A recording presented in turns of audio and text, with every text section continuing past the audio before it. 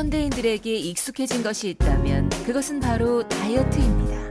홈쇼핑, SNS 등 각종 매체에서는 다이어트에 관해 끊임없이 정보를 제공하고 있습니다. 저는 평소에 저기 웨이트 트레이닝을 하면서 운동 관리를 하고 있습니다.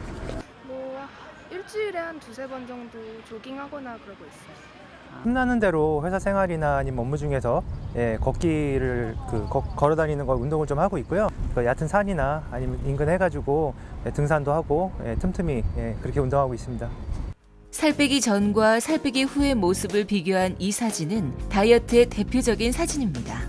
어떻게 뺐느냐보다 얼마나 뺐느냐를 중요시한 모습입니다. 과연 다이어트를 바라보는 사람들의 생각은 어떨까요?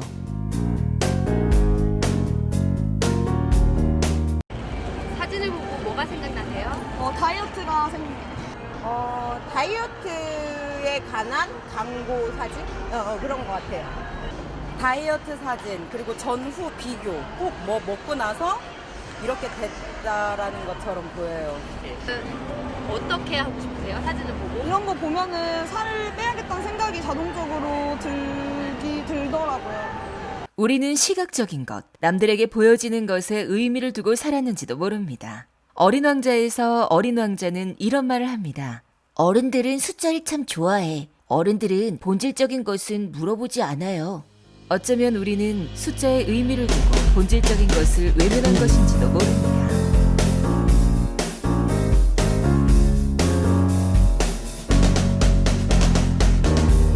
아침부터 저녁까지 일하고 생각하는 현대인들의 고질적인 질병이 있습니다. 바로 비만입니다. 비만의 추세가 과거와 현재를 비교할 때 어떻게 다른가요? 지난 약 10년간 우리나라 성인의 비만 유병률은 약 33 내지 34% 수준에서 큰 변화가 없고, 또 OECD 34개 회원 국가의 수준과 비교해서도 높은 편은 아닙니다.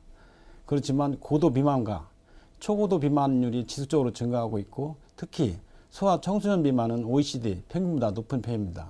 이 소아기 비만은 청소년, 성인 시기 비만으로 이행되고, 이에 따라 동반질환 발생 위험을 증가시키고 자신감 결여, 우울이나 불안 등과 같은 심리적인 문제와도 관련이 있어 보건학적 문제가 되고 있습니다. 우리나라 전체 인구 중 25%가량이 비만일 정도로 비만인의 수와 각종 성인병의 유병률이 늘어나고 있어 큰 문제가 되고 있습니다. 생활 방식이 바뀌고 외모를 중시하는 사회 분위기 속에서 사람들은 비만에 대한 관심도도 높아지고 있습니다. 하지만 비만에 대한 심각성을 인지하지 못하고 미용적인 문제로 여기면서 빠르게 많이 빼려는 마음에 사람들은 위험한 살 빼기 방법에 중독되고 있습니다. 비만의 원인은 간단합니다. 에너지 섭취가 증가하거나 에너지 소비가 감소하면 체중이 증가하게 됩니다. 즉, 에너지 섭취와 소비의 균형이 무너졌을 때 비만이 찾아오게 됩니다. 사람마다 기초대사량이 다르고 비만의 가족력이 있는 것을 고려할 때 비만의 체질이 작용하는 부분이 있습니다. 하지만 이보다 더 중요한 원인은 따로 있습니다. 다양한 위험 요인이 복합적으로 관여하기 때문에 어떤 한 가지 원인만으로 설명하기 어려운 경우가 많습니다. 일부는 연령이나 인종, 유전, 선천성 장애, 약물, 신경 및 내분비계 질환 등에 의한 경우도 있지만, 대부분은 교통수단의 발달로 덜 걷고 바쁜 직장생활이나 빡빡한 입시 위주의 학교생활과 같은 생활 양식의 변화로 운동량은 감소한 반면에 햄버거, 피자와 같이 칼로리가 높은 패스트푸드에 많이 노출되어 있기 때문입니다. 인체에 있어서 그 어떤 특별한 질환이 있지 않은 한은 비만의 가장 기본적인 부분은 많이 먹고 활동을 적게 하는 거죠. 그러니까 운동량이 작고 많이 먹는데, 주로 이제 많이 먹는다 했을 때도 지방량을 증가시키는 식품, 특히 이제 주가 탄수화물, 지방 이런 부분들은 너무 과다하게 섭취해서 생기는 비만이 지금 제일 크죠. 그리고 활동량이 줄어들고, 그죠? 예전보다 활동량이 줄어든 건 사실이잖아요. 요즘 특히 비만이 어른들보다는 아이들이 더 큰 문제예요. 지금 소아 비만이 우리나라가 굉장히 위험한 상태에 도달해 있거든요. 근데 그게 이제 원인이 여러 가지가 있는데, 첫째는 아까 했지만 탄수화물류인데 그게 그 중에 하나가 또 설탕이에요. 당분. 설탕을 많이 먹어도 마찬가지로 살찌는 거거든요. 그리고 또 요즘 애들이 운동량이 훨씬 작죠. 그죠? 과거에 우리가 클 때는 남학생들은 주로 뭐 술잡기나 자치기 했고, 여학생들은 뭐 했는가 알아요? 고무줄 놀이. 요즘 그런 애들 봤어요? 초등학교에? 없어요. 전부 컴퓨터 앉아가지고, 그죠? 책상에 앉아가지고 게임 하느라고 활동량이 줄어들었죠. 그게 전부 비만의 원인이죠. 식습관은 날로 서구화가 되어가고 있고 앉아서 일하는 시간이 많아지면서 식습관과 생활습관이 크게 작용하고 있습니다. 이제 그 원인을 자세히 살펴보겠습니다. 성인 남녀가 간식과 야식을 제외하고 하루 3번의 식사만 하였을 때 섭취하는 칼로리가 1800에서 2000칼로리입니다. 하지만 간식, 커피, 음료수, 술 등을 먹었을 때 2500에서 3000칼로리를 쉽게 섭취하게 됩니다. 이 작은 마카롱은 하나에 159칼로리, 모카커피 한 잔은 290칼로리, 케이크 한 조각은 300칼로리에 해당합니다. 밥을 먹고 나서 먹는 간식, 커피, 음료수, 술 등을 먹었을 때 2500에서 3000칼로리를 쉽게 섭취하게 됩니다. 모카커피 한 잔에 해당하는 290칼로리를 빼기 위해서는 53분 동안 걷거나 28분을 달려야 합니다. 하지만 현대인들의 생활 습관을 보면 운동하기란 쉬운 일이 아닙니다. 청년들은 취업을 위해 하루에 8시간, 많게는 무려 10시간을 딱딱한 의자에 앉아 있습니다. 일하는 직장인들도 마찬가지입니다. 아침 일찍 출근하여 퇴근하기까지 의자에서 일어나기란 쉬운 일이 아닙니다. 보건복지부와 질병관리본부가 성인 남녀 5,000명의 활동 양태를 조사한 결과 하루 평균 7시간 반 동안을 앉아서 보내는 것으로 나타났습니다. 반면 하루에 30분 넘게 주 5일 이상 걷기 운동이라도 하는 사람은 41.3%에 그쳤습니다. 우리나라 국민이 하루에 3분의 1가량을 앉은 채로 보낸다는 결과입니다. 운동 부족은 각종 성인병 위험을 불러오는 요소입니다. 하지만 더 큰 문제는 가까운 거리도 버스를 타고 이동하고 지하철에서는 계단 대신 에스컬레이터를 이용하면서도 걷거나 운동할 생각도 하지 못한다는 점입니다.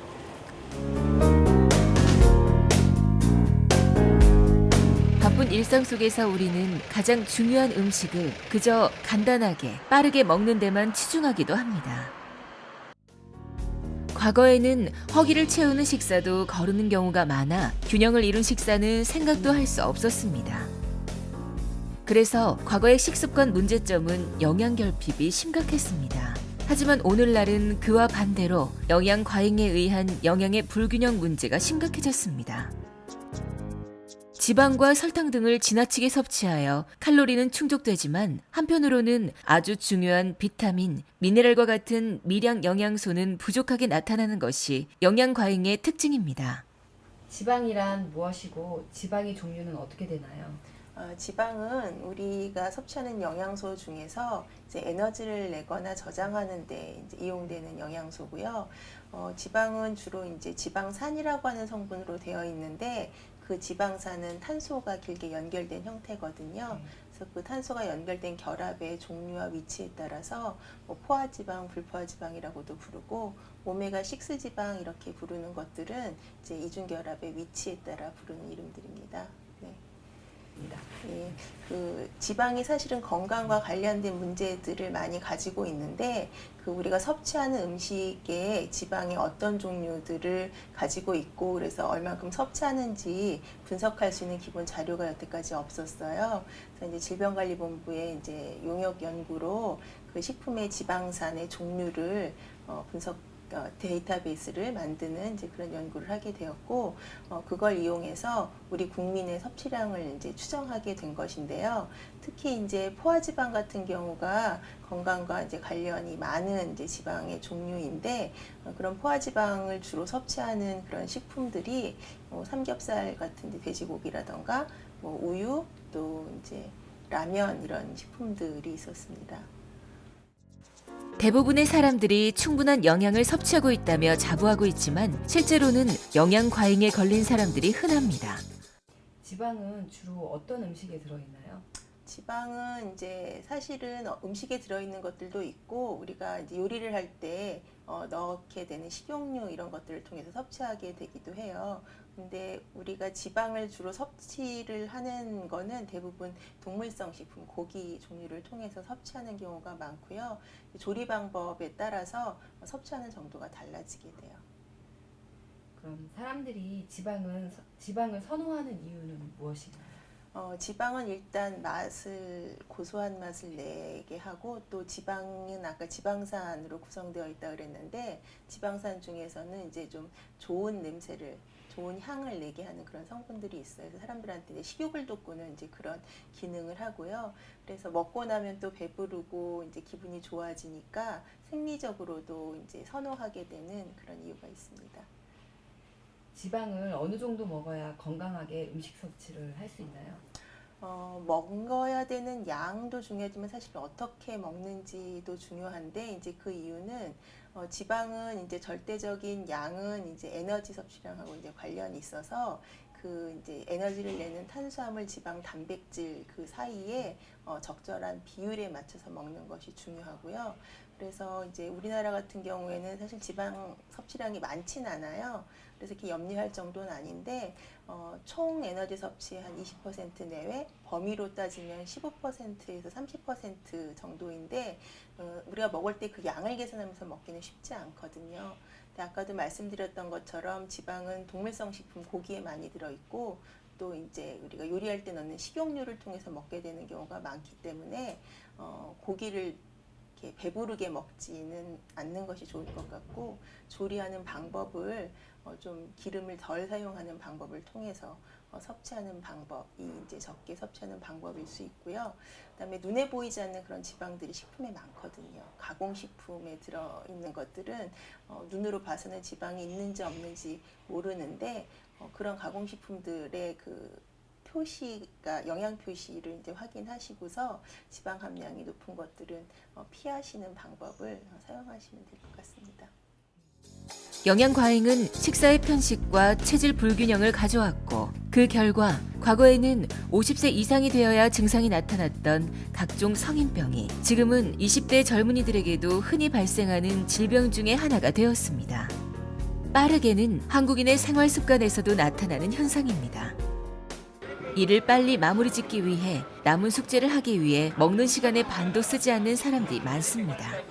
현대인들의 대표적인 잘못된 생활 습관 중에 하나는 야식입니다. 스마트폰의 보급 증가로 인해 배달 어플리케이션의 증가와 배달 음식의 증가로 인해 어떤 시간에도 음식을 쉽게 접하게 되었습니다. 그리고 각종 매체에서 쿡방의 열풍으로 인해 사람들은 저녁 후에도 시각적으로 음식을 접하게 되었습니다. 야식은 우리의 뇌가 포만감을 느낄 때까지 계속 먹기 때문에 한번 야식을 먹게 되면 야식 먹는 습관이 지속되기 마련이어서 쉽게 고쳐지지 않습니다. 음식이 많이 있어도 평소처럼 먹고 덜 먹기란 힘든 일이 되게 됩니다. 특히 음주 습관은 현대인들의 고쳐야 할 생활 습관입니다. 직장 내 회식에서 벌어지는 폭탄주, 원샷 문화는 알코올로 인해 섭취되는 추가 칼로리 때문에 체중을 증가시키기 쉽습니다. 또한 음주는 속도가 빠르기 때문에 과식을 불러오는 원인이 되기도 합니다. 이런 환경적인 요인들은 잘못된 생활 습관과 연계되어 있고, 환경적인 요인 중 어떤 한 가지 요인에 의해 생기는 것보다 요인이 복합적으로 어우러져 비만을 불러오게 됩니다. 3살 버릇 80까지 간다는 속담처럼 우리의 습관은 그만큼 바꾸기 어렵습니다. 영양 불균형, 운동 부족, 과식, 생활 습관처럼 잘못된 습관이 지속된다면 비만의 굴레에서 벗어나오기란 쉽지 않은 일입니다. 보건복지부는 2010년부터 비만에 대한 바른 인식과 효율적인 비만 관리를 위해 10월 11일을 비만의 날로 지정하였습니다. 보건복지부는 비만을 단순한 외모상의 문제만으로 바라볼 것이 아니라 질병으로 인식하는 것이 가장 먼저 해야 할 일이라고 하였습니다. 이 비만인 사람이 적정 체중인 사람에 비해 고혈압, 당뇨병, 이상지혈증 발생 위험이 2배 이상 높은 것으로 나타났습니다. 또 공단의 검진 자료를 활용해서 120여만 명을 대상으로 연구한 자료를 보면 체질량 지수가 높을수록 암 발병률은 1.5배 증가하고 심혈관과 뇌혈관 질환 발생률은 2.4배 높아지는 것으로 확인되었습니다. 우리나라는 다이어트를 권하는 사회라는 말처럼 과열이 우려될 정도로 다이어트 열풍이 불고 있습니다. 텔레비전이나 신문 광고에는 날마다 온갖 다이어트 방법들이 넘쳐나고 있습니다. 그 결과 우리나라 다이어트 시장은 이미 3조 원대 규모를 넘어섰습니다. 건강보조식품 시장이 약 3에서 4조 원대로 다이어트 시장 규모가 얼마나 큰지 짐작할 수 있습니다. 하지만 다이어트 시장은 나날이 커져가고 있지만 그와 반대로 우리나라 사람들의 비만 문제는 오히려 나날이 심각해지고 있습니다. 지난해 고도 비만으로 인한 사회적 비용이 7천억 원을 넘어섰고 2013년 이후 연 6조 7,005억 원을 넘어서고 있습니다. 그 이유는 비만으로 인해 높은 합병증이 발생하고 그에 따라 막대한 사회경제적 비용과 비만 치료의 어려움이 존재하기 때문입니다. 대다수의 다이어트 방법이 칼로리를 낮춘 음식 섭취 방법을 택합니다. 하지만 칼로리는 살을 빼기 위해 고안된 측정법이 아니고 영양 섭취를 좀 더 원활하게 하기 위해 만든 것입니다. 개인 체질이나 음식 조리 방법에 따라 오체가 생기기 때문에 칼로리는 섭취 측정 결과가 사람에 따라 다르게 나올 수 있어 칼로리 방법의 다이어트를 한다면 반대로 살이 찔 수 있습니다. 그렇다면 세계인들의 다이어트 경향은 어떨까요? 전 세계의 다이어트 방법은 약 2,600가지로 다이어트는 전 세계인들의 관심사이기도 합니다. 이 때문에 유행하는 다이어트 방법이 자주 거론되고는 하는데 그중 대표적인 다이어트 종류를 살펴보겠습니다. 원푸드 다이어트는 과일이나 채소, 달걀 중 한 가지 식품만 정해서 먹는 방법입니다. 같은 식품을 매일 섭취함으로써 지루함으로 식욕이 감소하고 섭취하는 열량이 줄어 빠른 체중 감량이 나타나는 방법입니다. 연예인들이 시작했다는 다이어트로 유명한 덴마크 다이어트. 덴마크 다이어트는 삶은 달걀과 자몽, 블랙커피 위주로 먹는 다이어트 방법으로 소금, 설탕을 거의 사용하지 않습니다. 전 세계적으로 유행하는 다이어트법은 단기간의 체중 감량 효과를 목적으로 하지만 장기적인 면에서는 영양 불균형, 요요 현상을 불러오게 됩니다. 결국 다이어트 시도는 메비우스의 띠처럼 시도했지만 다시 원상태로 돌아오는 것과 같게 됩니다. 다이어트의 실패 본질은 따로 있습니다. 그러니까 다이어트가 실패하는 주요 원인 중에 하나가 바로 이 소식하는 습관, 그러니까 건강한 식단을 관리하는 그 습관이 안 됐기 때문에 실패하게 되는 거거든요. 그리고 지속적으로 결국에는 계속 먹게 되는 것 때문에 다이어트에 실패하게 되고 비만을 유발하게 되는데 우리가 에너지가 모자라서 먹는 게 아닙니다.